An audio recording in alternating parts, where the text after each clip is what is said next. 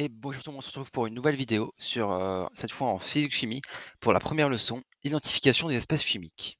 Alors nous allons voir le sommaire, en première partie, nous allons voir les corps purs et les mélanges, puis les propriétés physiques des espèces chimiques, ensuite ensuite les identifications d'espèces chimiques, après cela les définitions, après la pratique, décrire la composition d'un système, et enfin la pratique, identifier un liquide. Il y aura aussi des exercices.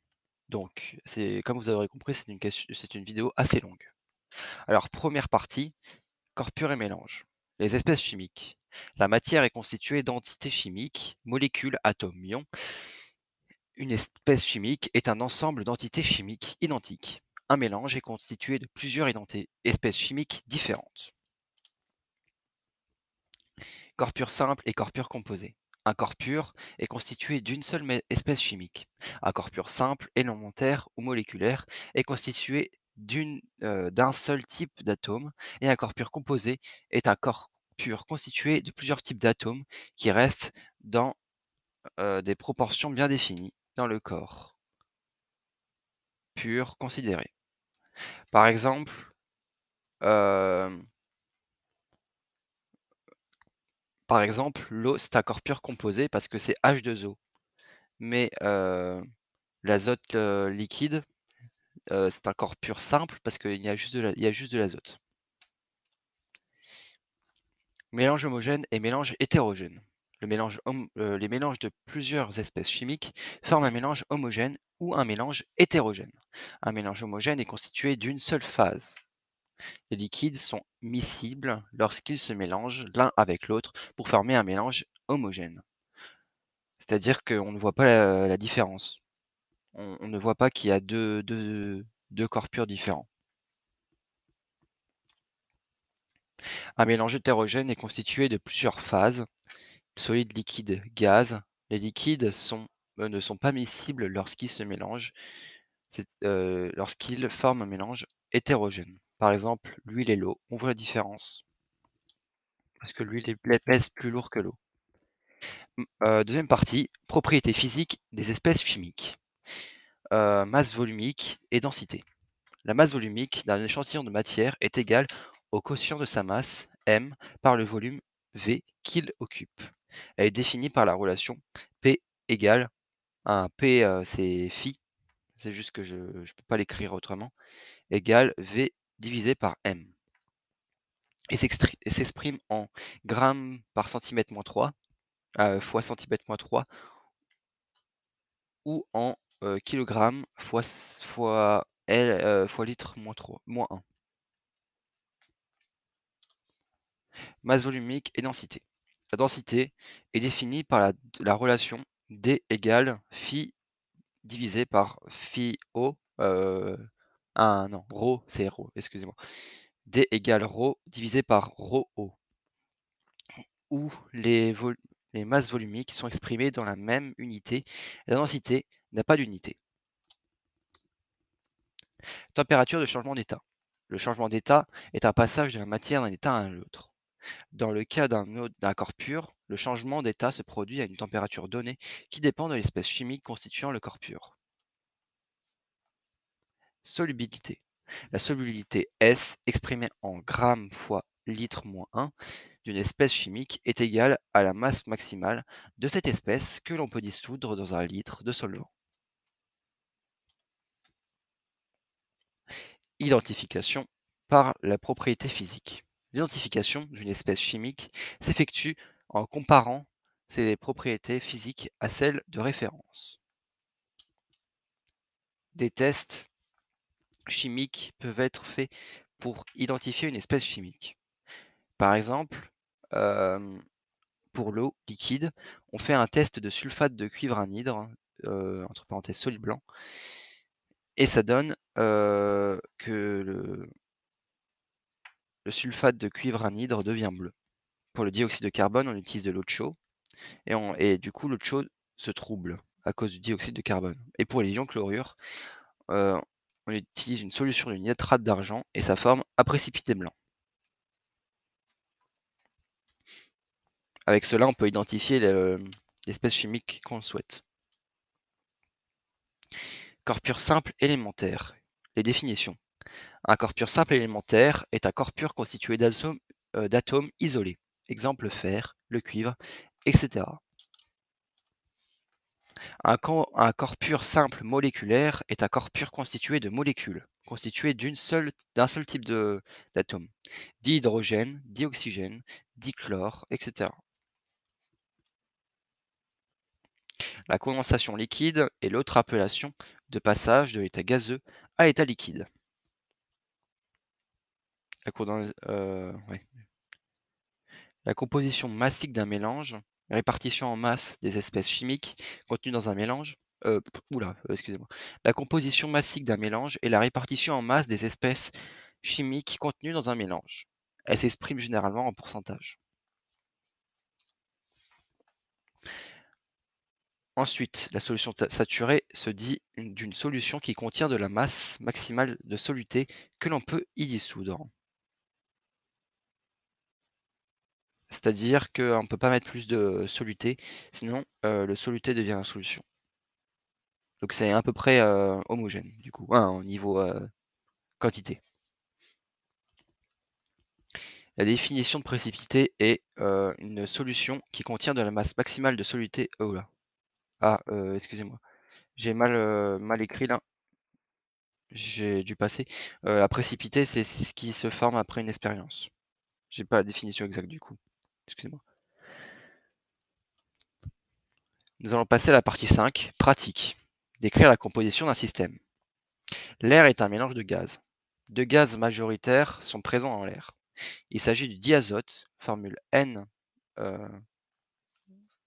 2N, et le dioxygène, formule 2O, dioxygène, di.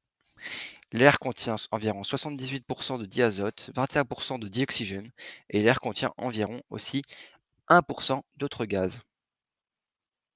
Du dihydrogène, de l'hélium, du dioxyde de carbone, de l'argon, c'est le plus commun. L'argon est le plus commun dans les 1%. Essayons alors de calculer la masse exprimée en grammes d'un litre d'air. Le volume d'un échantillon est défini par la relation ρ entre parenthèses kg par mètre cube fois mètre cube par mètre cube égale masse en kilogrammes divisé par volume en mètre cube.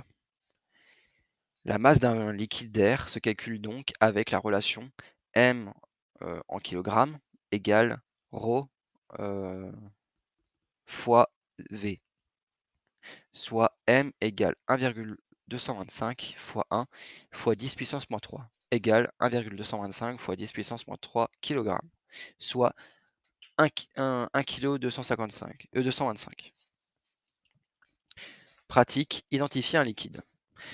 On place un tube à essai contenant un liquide X dans un cristalloir contenant un mélange réfrigérant, eau, glace et sel.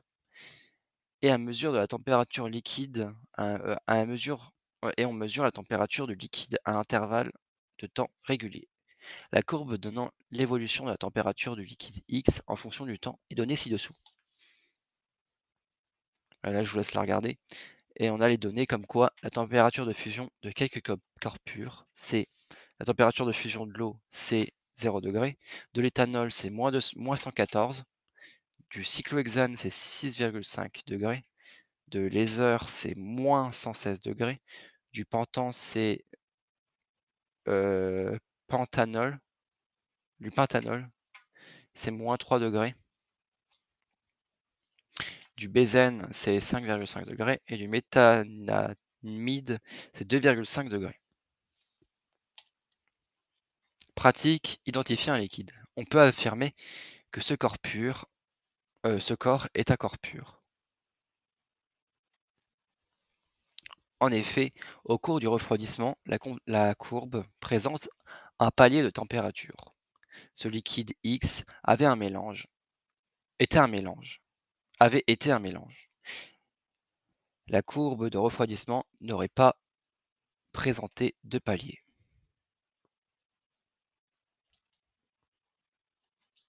On cherche à déterminer la température de fusion du corps. La température de fusion du corps est celle à laquelle se produit le palier. La température de fusion est donc de 6,5 degrés.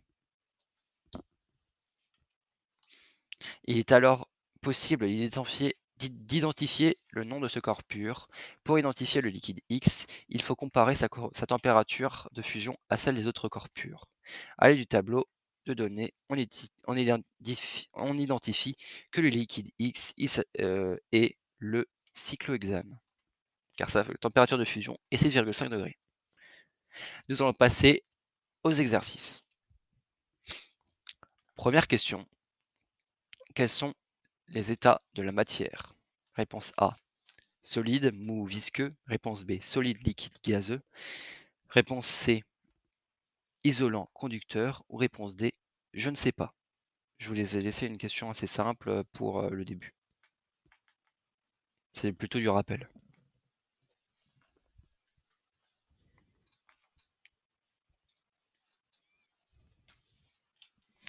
La réponse était la réponse A. Solide, liquide, gazeux.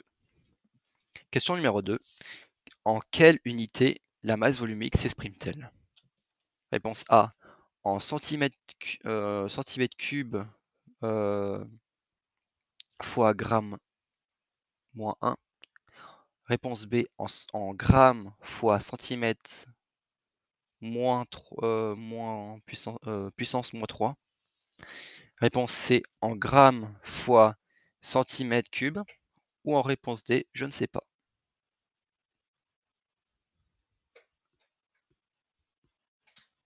Sa dernière question de quiz, d'ailleurs. Après, je crois que c'est d'autres exercices.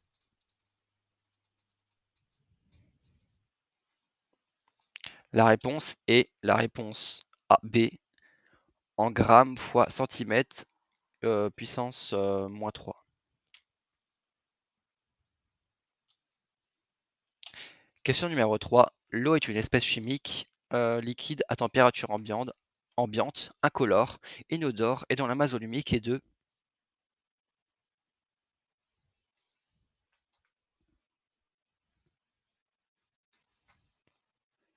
et dont la masse volumique est de 1 g par gramme fois centimètre centimètre puissance 3 puissance moins 3. Question numéro 4. Légendez le schéma suivant. Je vous laisse 30 secondes.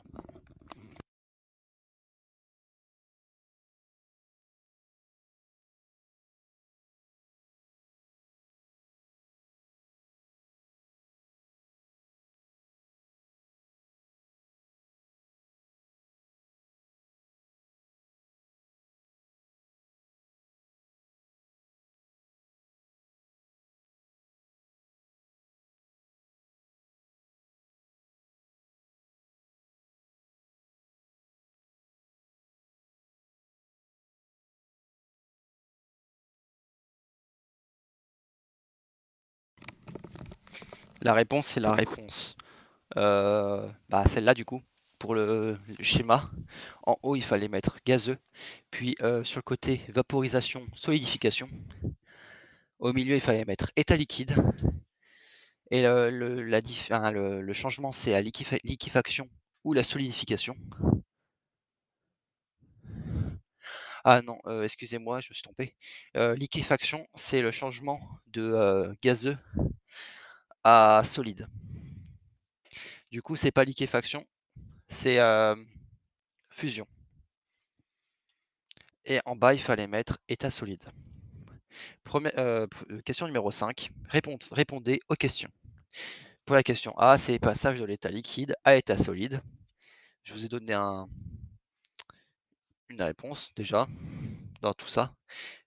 Question numéro 2, B, c'est passage de l'état solide à l'état liquide. Question numéro C, passage de l'état gazeux à l'état liquide. Question D, passage de l'état liquide à l'état gazeux. Et réponse E, passage de l'état solide à l'état gazeux. Je vous laisse 30 secondes. 20 secondes en fait.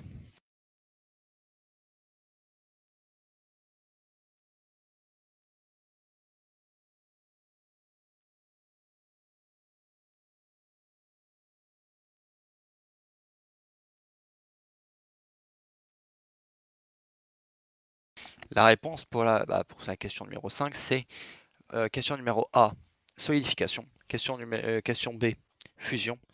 Question C, liquéfaction. Question D, vaporisation. Question E, sublimation. Alors j'ai posé plutôt des exercices de rappel parce que la leçon c'est un peu basé sur ça, même s'il y a des masses volumiques. Alors je vous conseille de réviser aussi sur les masses volumiques parce que c'est très important, un peu plus important que cela. Sauf que c'était compliqué de mettre des masses volumiques. J'en ai quand même essayé, j'ai quand même essayé d'en mettre, mais essayez de faire plus d'exercices sur les masses volumiques ou sur les trucs comme ça. Voilà. Donc merci d'avoir regardé cette vidéo. Like, commente et partage. Et j'espère qu'elle vous aura plu. Ciao!